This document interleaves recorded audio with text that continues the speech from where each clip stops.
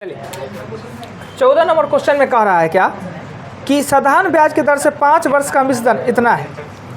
5 वर्ष का अमाउंट है वो है 9800 तथा 8 वर्ष का मिश्रण 8 वर्ष का अमाउंट है वो 12,005 है। हमने आपको बताया कि अगर अमाउंट दिया है तो दोनों का अंतर समय के अंतर का ब्याज है, अर्थात 3 वर्ष का एसआई बराबर घट के कितना आता है जी 4005। 4005 कैसे होगा? 12,005 में से 9800 घटाएंगे तो 2205। 3 से इसको काटिए और 1 वर्ष का लगाइए। 3 से काटेंगे 1 वर्ष का एसआई 7 या 21 735। पर इसमें इंटर कितना है 5 साल का ना, तो हमको चाहिए 5 साल का ब्याज। तो 5 वर्ष का एसआई चाहिए तो 735 गुने 5 करेंगे 25 25 2 15 2 17 1 735 यानी अगर हमको पी चाहिए तो 9800 में से 3675 घटा देंगे। पी पूछे तो यहीं पर आंसर, पर अगर आर पूछते पूछ क्या रहा है क्वेश्चन में, देखिए दर पूछ रहा है, पी नहीं पूछ रहा है, दर पूछ रहा है। तो घटा के यहाँ पे पी, तो आप क्या लिखिए 735 कितना आता है 6125। यहाँ 735 लिखिए। ब्याज बराबर मूलधन गुने दर गुने समय बटा 100, हार निकल जाएगा 3675 पर। वो 3675 ब्याज है तो 5 साल ना दे दीजिए 3675 दे दिए 5 साल, तो बुर्बक वाला काम नहीं हो जाएगा, थोड़े बन जाएगा, कोई दिक्कत नहीं, मिटा दे। यही क्वेश्चन इसमें इतना आसान लगता है और इससे 10 गुना भारी हो जाएगा कंपाउंडेशन में। यही क्वेश्चन सेम सब कुछ रहेगा, खाली कह देगा कि चक्रवृद्धि ब्याज है, तो देखिए कितना परेशान करता है। क्लियर? Same question. 14 के बाद 18 पे चलेंगे। 18 नंबर क्वेश्चन में कहता है क्या, कोई धन साधारण ब्याज के एक विशेष दर से 1/4 वर्षों में, कोई धन 1/4 वर्षों में, टाइम दिया है 1/4 वर्षों में अपने का 41 गुना 40 हो जाता है। कोई धन अपने का 41 गुना 40 अर्थात अमाउंट हो जाएगा 41 और पी हो जाएगा 40। कह रहा है एसआई कहीं लिखा हुआ है क्वेश्चन में। हमने कहा कि अगर कहता साधारण ब्याज मूलधन का 41/40 हो जाता है, तब कहता है साधारण ब्याज का चर्चा कर रहा है। कोई धन अपने का 41/40 हो जाता है अर्थात होगा मिश्रधन 41 और ब्याज पी 40, एसआई हो जाएगा 1 और आपको आर कहता है, कोई दिक्कत नहीं। 1 बराबर 40 गुने 1/4 गुने R/100 हो गया, ख़त्म ना। आगे चले, यही गड़बड़ होता है 41/40 से प्रॉब्लम। हम उस समय समझाए होंगे कि कहेगा साधारण ब्याज मूलधन का 9/16 यानी ब्याज 9 और मूलधन 16। यहाँ कह रहा है कि कोई धन अपने का हो जाता, ब्याज का कोई चर्चा नहीं किया, यानी नीचे वाला मूलधन तो ऊपर वाला मिश्रधन, दोनों का अंतर ब्याज। 18 के बाद क्वेश्चन कितना आएगा जी 25 है जी। भाई सबका आंखें कमज़ोर है जी। 25 पर किसी का ध्यान नहीं गया। 25 नंबर क्वेश्चन में कह रहा है क्या कि कितने वर्ष में साधारण ब्याज की दर से 4% की दर से कोई धन दुगुना। अरे भाई दुगुना कितना आसान है जी। दुगुना मतलब ये होता है और टाइम आर है 4% और टाइम निकालने में क्या है अपने आप निकल जाएगा। 25 वर्ष होगा, लीजिए ना सीधे लिख देते हैं 25 वर्ष। दुगुना का मतलब क्या है 100 मूलधन 100 ब्याज, 4% है समय अपने आप निकल जाएगा 2500 का 100 हो गया। क्लियर? आइए 25 हो गया। 25 के बाद अब 42 दिखता है।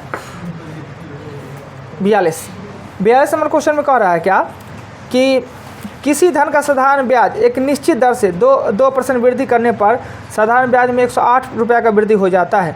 यदि समय में 2% का वृद्धि 2 वर्ष का वृद्धि करने पर एक साधारण ब्याज 108 रुपये का वृद्धि हो जाता है, तो मूलधन ज्ञात करें। देखिए इस प्रकार के क्वेश्चन जो 42 है, हम जानते हैं कि हमेशा कोई एक पार्ट अननोन होना चाहिए, या तो मूलधन या तो दर या तो समय। यहाँ पे तीनों का तीनों पार्ट अननोन है, न मेरे पास मूलधन दिया है, न मेरे पास दर दिया है, न दिया है समय। अगर 2 पद अननोन तो 2 समीकरण चाहिए, और 3 पद अननोन तो 3 समीकरण चाहिए। यहाँ मूलधन है क्वेश्चन में दिया हुआ कहीं? दर दिया, ओरिजिनल दर दिया हुआ है? नहीं। ओरिजिनल समय दिया हुआ है? नहीं। पर 2 गो समीकरण दे दिया है, यानी पद दिया 3 गो अननोन और समय दे, समीकरण कितना दिया? 2 गो। तो हम आंकड़े अपर्याप्त लिखेंगे, माथा पच्ची ना करे, ये क्वेश्चन नहीं सॉल्व होगा, आंकड़े अपर्याप्त है। क्यों? क्योंकि तीनों का तीनों पद अननोन है, ना मूलधन है, ना दर है, ना समय है, ना ब्याज है, सिर्फ 2 कंडीशन दिया है, हम ज्ञात नहीं कर सकते। क्लियर? आगे चलते हैं 42 के बाद। 42 के बाद क्वेश्चन आया 43 नंबर में कहता है साधारण ब्याज की निश्चित दर से 15 वर्ष 6 महीना में तिगुना हो जाता है। 15 वर्ष 6 महीना में तिगुना। पहले प्रोसेस फिर शॉर्टकट। तिगुना का मतलब होता है P हो गया 100 और SI हो गया आपका 200 और टाइम है 31/2 वर्ष ना। 15 वर्ष 6 महीना को हम साल में बदल दिए। तो हमें क्या चाहिए? तो हमको दर चाहिए।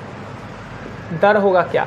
तो 200 100 दर 31 100/2। ये 100 से इस 100 को काट दिए और दर बराबर हो जाएगा 400/31। अब क्या कहता है? कहता है कि कितने समय में दुगुना हो जाएगा। दुगुना का मतलब क्या होता है? P 100 और SI भी 100 और R तो हमें दिया हुआ है 400/31%। हमको टाइम चाहिए, टाइम चाहिए।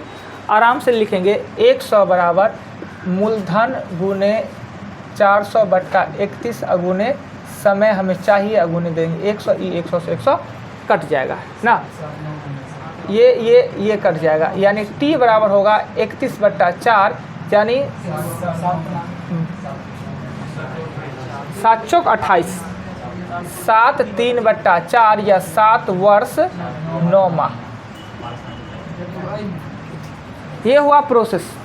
कहाँ कुछ किए? तिगुना कह रहा था, समय दे दिया, दर निकाल लिया। अब दुगुना कह रहा है, दर दे के समय पूछ रहा है तो समय निकालिए। कहाँ कुछ हुआ? अब आसान सा तरीका देखते हैं, आसान सा तरीका शॉर्टकट में ना। प्रोसेस समझे पहले? क्या समझे जी? समझे?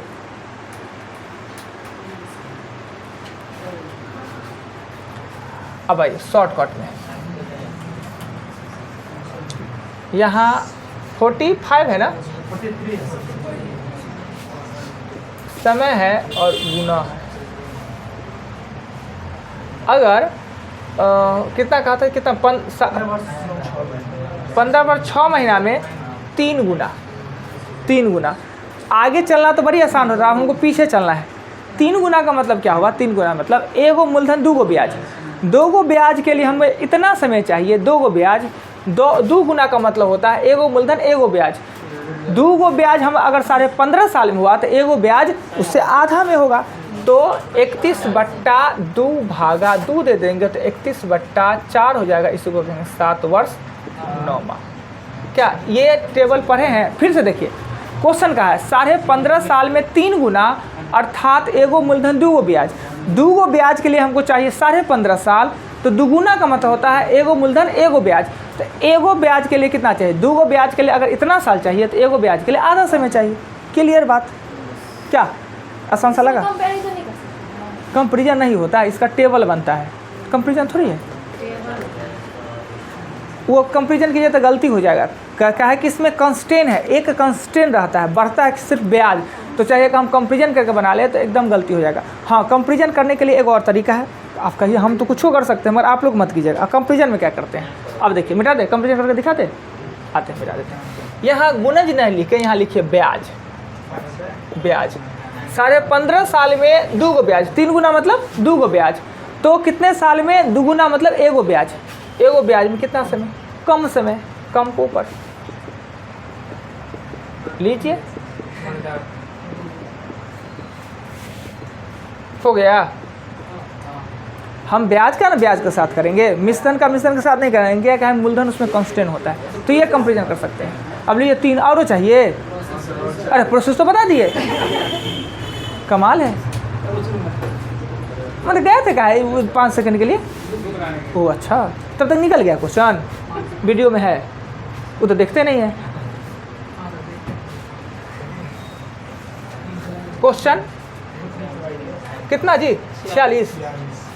46 में कहता है क्या कि एक व्यक्ति 25,300 रुपया 25,300 रुपया 3 पुत्र ABC में, यानी ABC में इस प्रकार बांटा है क्या कि R 10% और टाइम 2 वर्ष 3 वर्ष और 4 वर्ष में बराबर मिश्रण मिले, यानी ई बड़का है इससे छोटका है इससे छोटका है, यानी एक ऐसा टाइम आवे इसमें सबको बराबर मिल जाए तो कोई दिक्कत नहीं।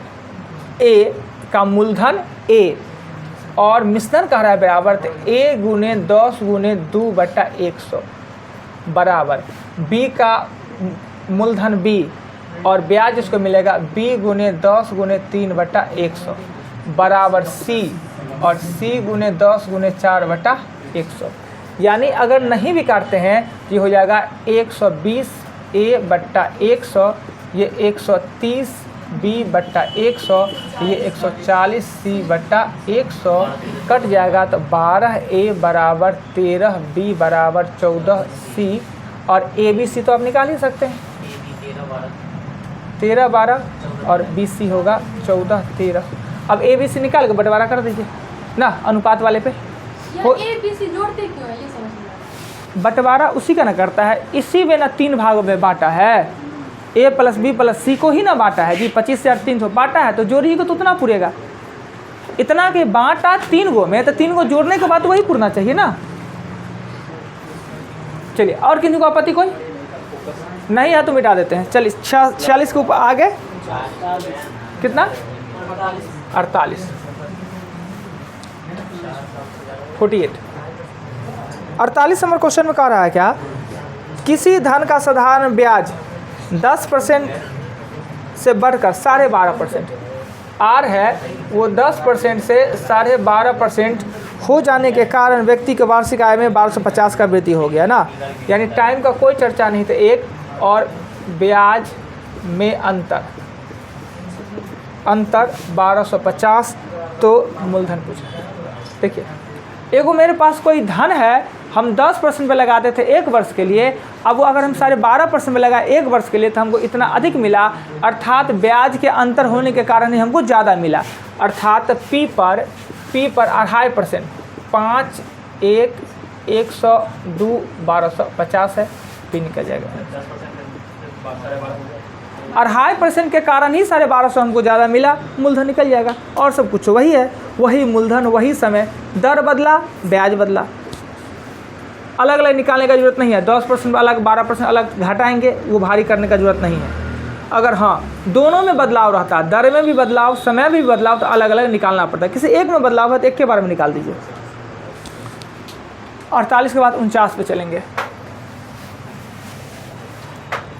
49 49 में कहता है क्या कि नितिन ने कुछ धन उधार लिए तथा 3 वर्ष तक ब्याज की दर 6%, अगले 5 वर्ष के लिए 9% और 8% अधिक के लिए 13%, 11 वर्ष बाद कुल उसने इतना ब्याज दिया तो धन क्या होगा।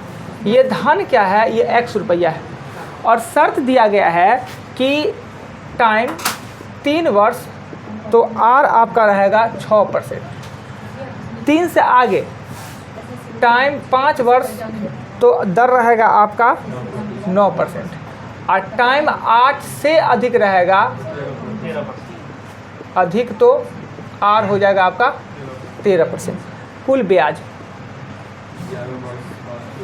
ब्याज अगर है 8160 तो मूलधन ज्ञात करें। तो देखिए X पर 6% की दर से 3 वर्ष का ब्याज, ठीक 5 वर्षों तक, अर्थात 3 से आगे 5 वर्षों तक, तो हम देंगे X पर 9% की दर से 5 वर्ष का ब्याज, फिर हम लिखेंगे प्लस X पर 5 या 3 8 से ज़्यादा, कुल हमने ब्याज कितना लिया है 11 साल तक रखा है, तो ये X पर 13% की दर से 3 ही वर्ष का ब्याज।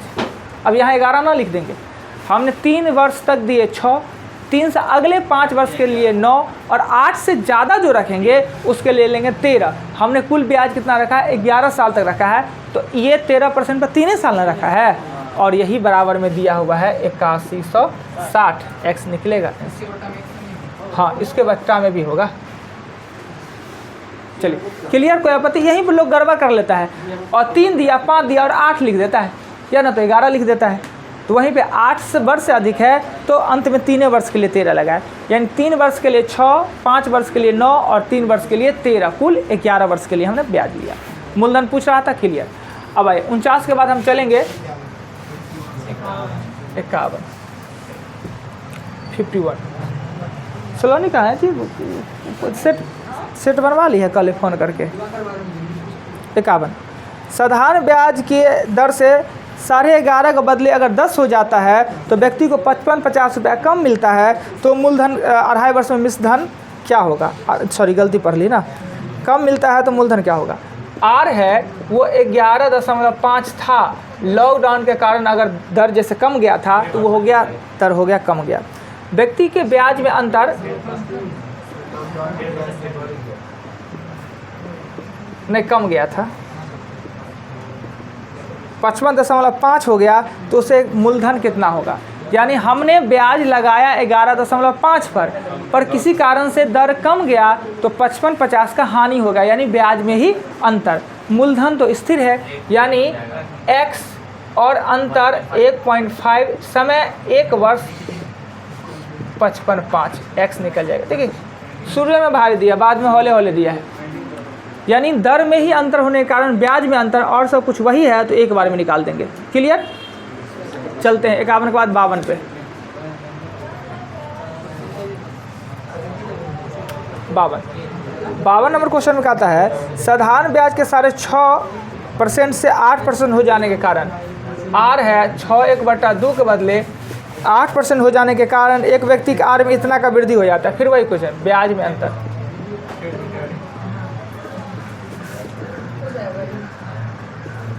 ना वही क्वेश्चन है ना, मूलधन पूछ रहा है, यानी x पर 1.5% के दर से 1 वर्ष का ब्याज है 40-50, x निकल जाएगा यही आंसर, यानी जो 51 था वही क्वेश्चन 52। कितना आसान सा साधारण ब्याज निकला और हो गया। 39 में कहता है क्या, एक व्यक्ति ने 2600 रुपया 3 भागों में, इसमें भी ABC जोड़ना हाँ कहे नहीं आराम से। 39, अब a + b + c = 2600, क्या है कि 2600 को ना 3 भाग में बांटे हैं ABC में। एक को दिए हैं 4% पे, 4%, 6% और 8% पर उधार दिया गया है। वर्ष के अंत में प्रत्येक भाग से बराबर ब्याज मिला। अब यहाँ ब्याज है बराबर, तो सीधे ये लिखेगा a × 4 × 1/100 और b × 6 × 1/100 और c × 8 × 1/100। मिश्रण रहता है ना, अगर मिश्रण बराबर तो प्लस a करते, प्लस b करते, प्लस c, सिर्फ ब्याज है तो आराम से 100 काट दीजिए और हो जाएगा 2a = 3b बराबर, इसमें A जोड़ना है, इसमें नहीं जोड़ना। ब्याज बराबर है तो ऐसे लिखेंगे, मिश्रण बराबर है तो एक साथ लिखेंगे। ये तो खाली ब्याज हुआ, ब्याज बराबर। अब मिश्रण बराबर रहता तो a जोड़ के b जोड़ के c, उसमें मिश्रण बराबर कह रहा था। क्लियर, ABC निकलेगा, बांट देंगे, हो गया कंप्लीट। चलिए कल आप लोग पूरा रिवीजन के लिए रहेगा टाइम, पूरा रिवीजन के लिए कुछ क्वेश्चन अगर आप पूछते हैं तो हम आगे में बता देंगे प्रथम में, नहीं तो हम प्रैक्टिस करवाएंगे, परसों टेस्ट होगा।